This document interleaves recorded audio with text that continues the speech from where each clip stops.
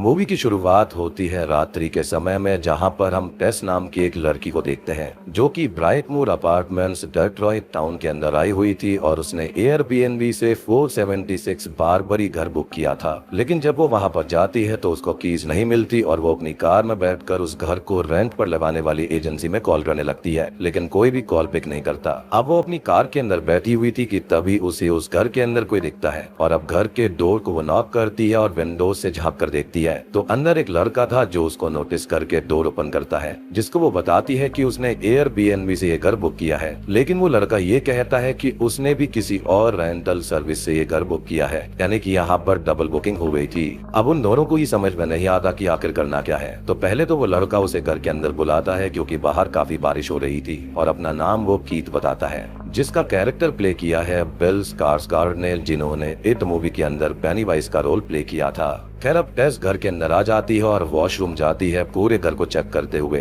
कि वहाँ पर कुछ अनयूजुअल ना हो, लेकिन उसको सब कुछ नॉर्मल मिलता है। अब वो वापस आती है तो कीथ उसको अपना रिजर्वेशन दिखाता है और ये भी बिल्कुल सही था। तो टेस ये बोलती है कि बुकिंग कीथ की है तो वो यहाँ पर रुक जाए और वो जाकर अपनी कार में बैठकर सोचती है कि क्या करना चाहिए, जिस पर कीथ ये कहता है कि उसे ये अच्छा नहीं लगेगा और टेस चाहे तो यहाँ पर रुक सकती है। अब वो उसके लिए चाय बनाने लगता है और वो अपने लिए डेट्रॉइट में होटल सर्च करने लगती है, लेकिन कहीं भी कोई रूम खाली नहीं था, जिस पर कीथ आकर ये बताता है कि टाउन के अंदर मेडिकल कन्विक्शन चल रहा है तो उसको रूम्स कहीं पर भी नहीं मिलेंगे। वो उससे ये कहता है कि वो चाहे तो रूम के अंदर सो सकती है और वो यहीं काउच पर सो जाएगा, जिस पर वो मना करती है, लेकिन वो उसको मना लेता है। अब अपना सामान रूम में रखते टाइम वो कीथ के वॉलेट को देखती है और उसकी आईडी की पिक्चर क्लिक कर लेती है, इन केस की अगर कुछ अनसेफ हुआ तो यहाँ पर उसके पास कुछ तो होगा सबूत के लिए। खैर अब अगले सीन में वो शावर लेने की तैयारी कर रही होती है और कीथ, जिसको यहाँ पर आने पर वेलकम वाइन मिली थी, वो वाइन लेकर बैठा हुआ था और बोलता है कि वो समझ सकता है कि टेस को यहाँ पर थोड़ा सा अनसेफ लग रहा होगा और अगर वो चाहे तो वाइन भी ना पिए, क्योंकि उसने चाय भी नहीं पी थी और उसने वो नोटिस कर लिया था। जिस पर वो थोड़ी सी लाइट अप हो जाती है क्योंकि कीथ काफी सही लड़का था और अच्छे से बात भी कर रहा था, जिससे कोई भी नेगेटिव वाइब्स उसको नहीं आ रही थी, यानी कि कोई भी यहाँ पर फॉल साइन नहीं था। अब वो भी वाइन पी लेती है और वो दोनों बात करते हैं, जहाँ पर वो ये बताती है कि वो एक जॉब इंटरव्यू के लिए यहाँ पर आई है और एक डॉक्यूमेंट्री डायरेक्टर से उसको अगले दिन मिलना है। साथ ही साथ कीथ भी अपने बारे में उसको बताता है और थोड़ी देर बात करने के बाद में वो लोग सोने के लिए चले जाते हैं। सोने से पहले टेस डोर को लॉक कर लेती है, लेकिन कुछ देर के बाद में डोर अपने आप अनलॉक हो जाता है और कुछ अजीब सी आवाज आती है, जिससे उसकी नींद खुल जाती है और वो थोड़ी सी परेशान होकर देखती है कि कहीं कीथ तो कुछ करने नहीं वाला, लेकिन वो तो सो रहा होता है और शायद वो कोई बुरा सपना देख रहा था, जिससे डर कर वो बड़बड़ा रहा था और वो उसे जगाती है और वो परेशान होकर जागकर ये पूछता है कि आखिर हुआ क्या है, जिस पर वो ये कहती है कि उसके रूम का डोर अपने आप ओपन हो गया था, तो क्या उसने उसको ओपन किया, जिस पर वो मना करता है। हालांकि इसी बीच हम घर के बैक साइड में कुछ मूवमेंट को नोटिस कर पाते हैं, जैसे कि वहाँ पर कोई हो।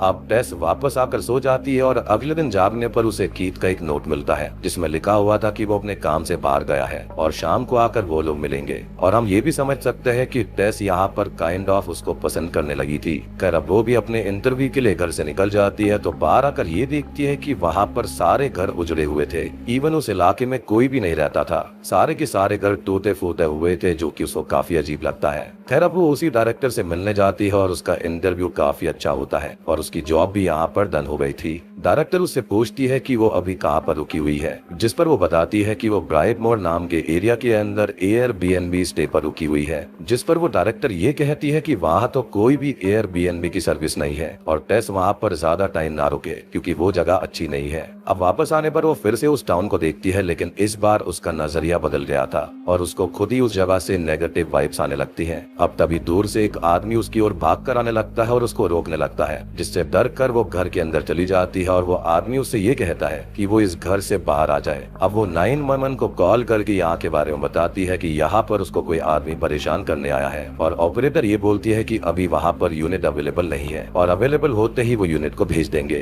खैर अब तक वो काफी परेशान हो चुकी थी और वो घर से जाने की तैयारी करने लगती है और अपना बैग लगाने लगती है। कुछ ही देर के बाद में वो खुद ही थोड़ा सा नॉर्मल होकर वॉशरूम जाती है, लेकिन वहाँ पर टॉयलेट पेपर नहीं था, तो वो उसको लेने के लिए बेसमेंट के अंदर जाती है, लेकिन वहाँ आकर डोर खुद पे खुद लॉक हो जाता है, जिससे वो वहाँ पर फंस जाती है और उसका फोन ही बाहर ही रह गया था। वो यहाँ से बाहर निकलने का रास्ता ढूंढने लगती है, लेकिन कोई भी रास्ता उसको नहीं मिलता और अब वो वॉल पर लगी हुई एक रोप को देखती है जिसको वो पुल करती है और तभी एक सीक्रेट डोर ओपन हो जाता है, लेकिन वो उसके अंदर नहीं जाती। कुछ ही देर बैठकर सोचने के बाद वो क्यूरियस होकर एक मिरर को एक बल्ब के नीचे लगा देती है ताकि उसके सामने वाले सीक्रेट डोर के अंदर लाइट जा पाए। और अब वो वहाँ पर जाती है तो उसे एक छोटा सा रूम दिखाई देता है जहाँ पर एक बेड था, एक कैमरा था, एक बकेट थी जो कि शायद से खून से गंदी हो रखी थी। वो इस चीज को देखकर काफी परेशान हो जाती है और वहाँ से बाहर आती है क्योंकि यहाँ पर काफी कुछ मेस्ड अप हो रखा था। खैर तब तक कीथ भी वहाँ पर आ गया था, लेकिन वो बाहर था और कीज यहाँ पर टेस के पास में थी, तो वो उसे बेसमेंट विंडो के पास में बुलाती है और कीज देकर बेसमेंट का डोर ओपन करवाती है।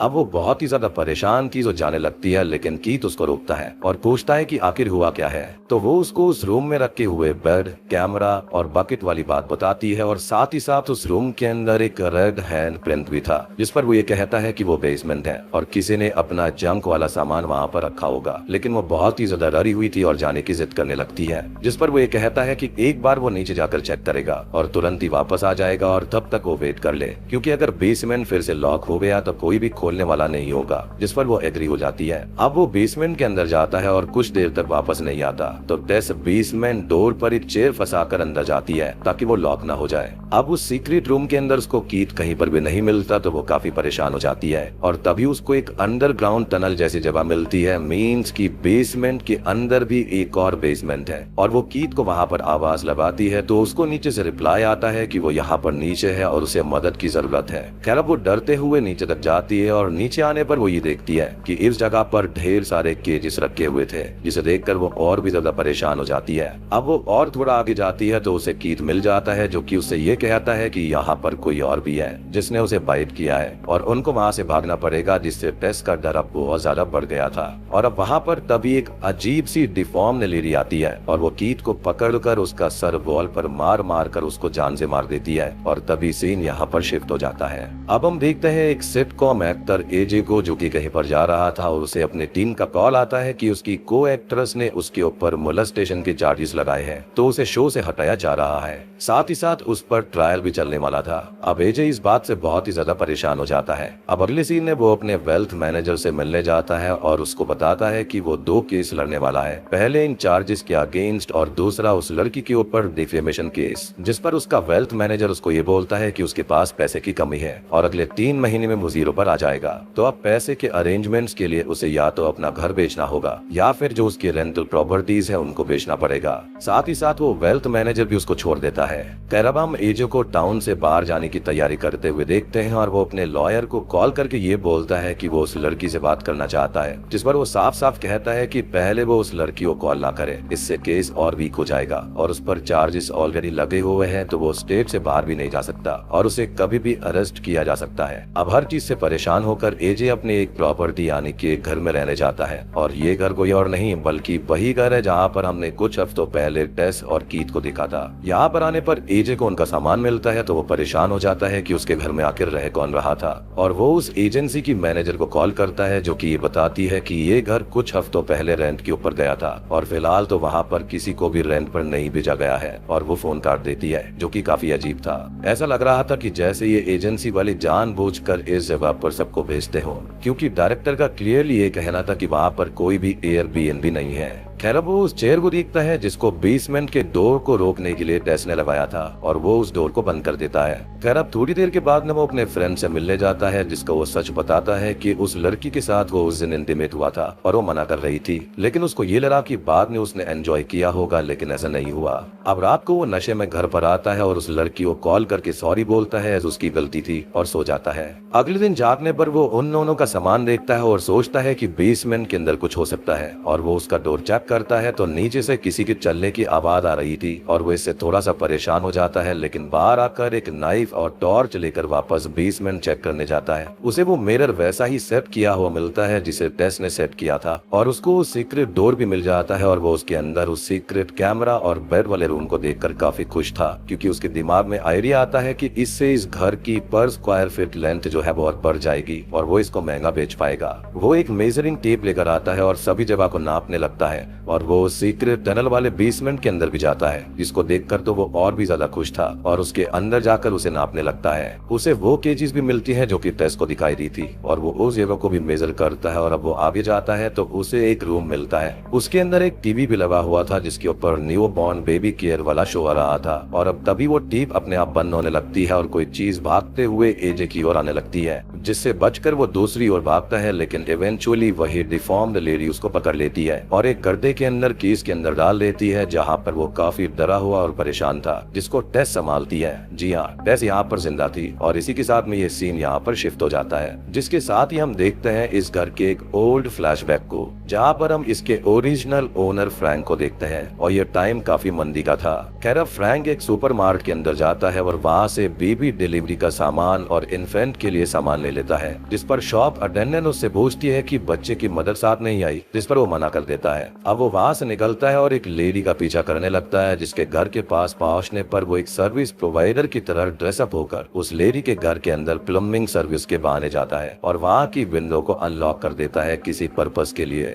अब वो वापस अपने घर पर आता है और उसका नेबर उससे बोलता है कि वो लोग यहाँ से जाने वाले हैं शहर में रहने के लिए, जिस पर वो कहता है कि वो यहाँ से कभी नहीं जाएगा। अब वो अपने घर जाता है और बेसमेंट ओपन करता है और हम सुनते हैं दर्द से भरी बहुत सारी लेडीज की चीखों को और इसी के साथ में ये फ्लैशबैक यहीं पर खत्म हो जाता है। लेकिन आगे हमें पता चल जाएगा कि यहाँ पर ये सब हो क्या रहा है और फ्रैंक के बेसमेंट में आखिर है क्या। खैर हम फिर से टेस और एजे को देखते हैं जो कि उस गड्ढे के अंदर बंद थे और टेस एजे से ये बोलती है कि वो डरे नहीं, खुद को संभाल ले, क्योंकि अगर वो डरेगा तो वो लेडी भी उससे डरेगी। खैर तभी वो डिफॉर्म्ड लेडी वहाँ पर आती है और ऊपर से फीडिंग बोतल नीचे डालकर उसे पीने के लिए देने लगती है, जिस पर टेस बोलती है कि वो मना ना करे और ये दूध पी ले, वो उसका बेबी बन जाए और ऐसे ही वो बच पाएगा, लेकिन वो ऐसा करने से मना कर देता है। और अब वो लेडी खुद नीचे आती है और पहले तो टेस को बेबी की तरह ट्रीट करती है और वो यहाँ पर समझ गई थी कि इसका बेबी बनकर ही रहने से वो बच जाएगी, तो वो वैसे ही बिहेव करती है। लेकिन जब वो एजे के पास आकर उसे अपने बच्चे की तरह ट्रीट करती है तो वो डर कर चिल्लाने लगता है, जिससे वो उसे अपने हाथ से खींचकर उस टीवी वाले रूम के अंदर ले जाती है और वहाँ टीवी पर बेबी केयर शो दिखाकर उसे ब्रेस्ट फीडिंग कराने लगती है, क्योंकि उसका ऐसा लग रहा था कि वो छोटा बच्चा है जो कि डरा हुआ है।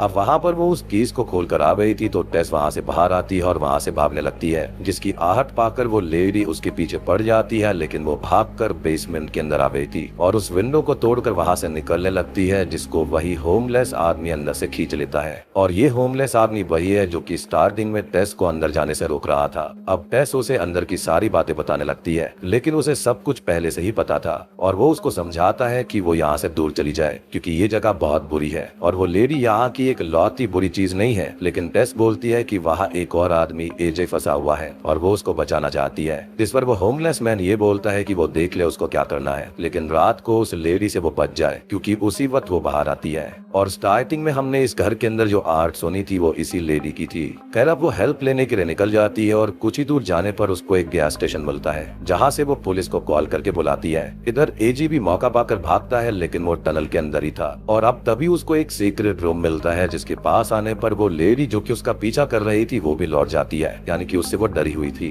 अब वो उस रूम के अंदर जाकर देखता है तो वहाँ पर बहुत सारा सामान और टीवी था, साथ ही साथ कुछ ड्रेस भी थी और उसमें से एक तो उस लेडी की ड्रेस थी जिसका पीछा करते हुए हमने फ्रैंक को देखा था, यानी कि जिसकी विंडो को उसने ओपन करके छोड़ दिया था। अब एजे को उस रूम के अंदर ओल्ड फ्रैंक मिलता है जो कि उससे पानी मांगता है। अब वो उसे पानी की बोतल देखकर उसके पास ही रखी हुई ढेर सारी टेप्स को देखता है तो वहाँ पर ढेर सारी लेडीज के नाम वाली टेप्स थी, जिसमें से वो एक को प्ले करता है तो उसने एक लेडी की रिकॉर्डिंग थी जिसको फ्रैंक मोलेस्ट कर रहा था और बहुत बुरी तरह से टॉर्चर कर रहा था। और हम ये समझ सकते हैं कि वो उन लेडीज को उस कैमरा वाले सीक्रेट रूम के अंदर मोलेस्ट और टॉर्चर करता था और साथ ही साथ बहुत सारी लेडीज को किडनैप करके लेकर आता था और वो उनको इसी टनल की केजेस के अंदर रखा करता था। साथ ही साथ वो उनको मोलेस्ट करता, उनका रेप किया करता और वो प्रेग्नेंट भी यहाँ पर हो जाती थी और इन्हीं सारी लेडीज के लिए वो बेबी वाला सामान भी ले रहा था। अब ये सब देखकर एजे को काफी बुरा लगता है कि फ्रैंक कितना बुरा आदमी है, लेकिन यहाँ पर एजे खुद ही ऐसा था, उसने खुद एक लड़की के साथ में गलत हरकत करी थी। अब तक फ्रैंक ने अपनी गन उठा ली थी जिससे एजे डर जाता है, लेकिन फ्रैंक खुद को ही शूट करके अपनी जान दे देता है। अब उधर पुलिस टेस की बातों को सीरियसली नहीं ले रही थी और वो उन्हें घर तक भी लेकर आती है, लेकिन वो उसको पागल समझते हैं और वहाँ से चले जाते हैं। यानी कि यहाँ पर एक और ऐसा केस है जहाँ पर पुलिस ने सब कुछ नेग्लेक्ट किया। अब टेस घर की विंडो ग्लास तोड़कर अंदर जाती है और अपनी कार कीज उठाती है और तभी वो लेडी उसको पकड़ने बाहर आती है, जिसको वो कार से हिट कर देती है और वो लेडी वहीं बेहोश हो जाती है। टेस एजे को बचाने टनल के अंदर जाती है, लेकिन वो फ्रैंक की गन लेकर उस लेडी से बचने के लिए टनल से बाहर आ रहा था और टेस उसके सामने आती है, जिससे डर कर वो उसको ही शूट कर देता है। वो अब उसे संभालता है और बाहर लाता है और वो देखता है कि वो लेडी यहाँ पर नहीं है और वो लोग यहाँ से बचकर भागने लगते हैं, जिन्हें वो होमलेस मैन अपने हाइड आउट के अंदर ले जाता है। अब वो दोनों उससे पूछते हैं कि आखिर ये लेडी है कौन, जिस पर वो बताता है कि वो इस घर में पिछले 40 साल से रह रही है, जिस पर एजे बोलता है कि ये घर तो उसका ही है, जिस पर वो कहता है कि ऑन पेपर ये घर उसका होगा, लेकिन वो घर उस लेडी के डैड का है, यानी कि फ्रैंक का, जो कि यहाँ पर लेडीज को लाया करता था और उनसे बच्चा करवाया करता और बार बार यानी कि एक के बाद एक बच्चा, जैसे कि कोई एनिमल ब्रीडिंग हो। और ये चीज काफी ज्यादा भयानक थी। और ये जो लेडी थी ना, वहाँ पर जितने भी औरतों के साथ में टॉर्चर हुआ था उन सब का एक कंबाइंड रूप आप कह सकते हो। और शायद से यही रीजन था कि वो लेडी जो थी वो अपने पिता से यानी कि फ्रैंक से डर रही थी, क्योंकि वो जानती थी कि वो कितना भयानक है, क्योंकि उससे भी बड़ा मॉन्स्टर वो खुद था। और शायद से मुझे ऐसा लगता है कि फ्रैंक को अपनी हरकतों का गिल्ट था, शायद इसलिए ही उसने खुद को गोली मार ली थी, क्योंकि बाहर तो वो जा नहीं सकता था। अब एजी ये बोलता है कि उन्हें टेस को हॉस्पिटल लेकर जाना होगा और ये सारी उसकी गलती है। अब चाहे वो बुरा इंसान हो या फिर अच्छा इंसान हो, लेकिन उसको टेस को बचाना होगा। इस पर वो होमलेस मैन ये बोलता है कि टेस की जान बच जाएगी, लेकिन रात को उनको यहीं पर रुकना पड़ेगा, क्योंकि वो लेडी सब जगह घूम रही होगी। उसका ये कहना था कि वो बस यहीं पर नहीं आएगी, लेकिन वो लेडी वहां पर आ जाती है और उस होमलेस मैन को मार डालती है। वो दोनों उसे डरकर भागते हैं और पानी के टैंकर के ऊपर चढ़ जाते हैं और गलती से एजे के हाथ से गन भी नीचे गिर जाती है। अब वो लेडी भी ऊपर आने लगती है और एजे टेस को बचाने की बात कर रहा था, लेकिन वो खुद को बचाने के लिए उसे ही नीचे फेंक देता है और टेस को बचाने वो लेडी भी उसके पीछे जंप कर देती है, क्योंकि वो उसको अपना बच्चा मान रही थी और एक माँ अपने बच्चे को किसी भी हाल में बचाना चाहती है।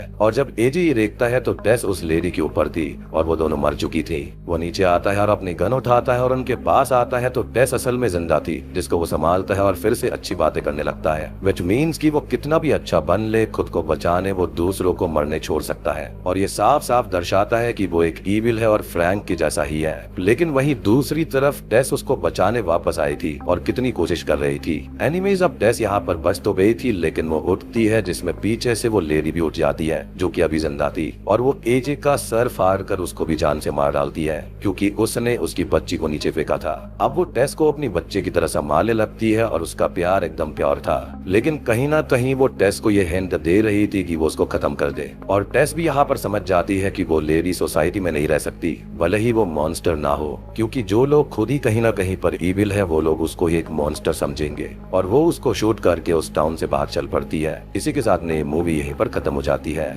तो दोस्तों ये थी बारबेरियन मूवी की कहानी। उम्मीद करता हूँ कि आपको ये पसंद आई होगी। अब देखो यहाँ पर ये बेसमेंट वगैरह वाली चीज तो काफी नॉर्मल है, यानी कि हर मूवी के अंदर हमने देख रखी है, लेकिन ये जो मदर वाला कॉन्सेप्ट है और ये जो लेडी है ना, इसका ये जो कॉन्सेप्ट दिखाया गया है थोड़ा सा अलग है, और शायद यही रीजन है कि इसकी रेटिंग 7.5 स्टार से फिलहाल। बाकी जो भी इस मूवी के अंदर हुआ था मैंने आपको सारी चीजें बता दी है कि फ्रैंक एक बुरा इंसान था जो कि यहाँ पर लेडीज को कैप्चर करता था, उनको मारता पीटता मोलेस्ट करता और उनको प्रेग्नेंट करता, जिसका रीजन पता नहीं, शायद से वो साइको होगा। और यहाँ पर ये जो लेडी थी ना, तो जितने भी लोगों के साथ में यहाँ टॉर्चर हुआ था ये उनका एक मैनिफेस्टेशन था। मतलब रियल में वो एक बच्ची थी जो कि काफी डिफॉर्म हो गई थी, लेकिन यहाँ पर ये एक मेटाफर की तरह भी यूज हुआ है। और बात करें टेस और एजे के कैरेक्टर के बारे में, तो यहाँ पर ये गुड और ईविल को दर्शाता है। और सबसे बड़ी बात कि वो होमलेस मैन था कौन, तो मेरे ख्याल से वो उनका नेबर हो सकता है, जिसके सामने उसने ये कहा था कि वो शहर चला जाएगा। तो शायद से यहाँ पर फ्रैंक ने उसकी वाइफ को भी मोलेस्ट किया होगा और वो यहीं पर रह गया।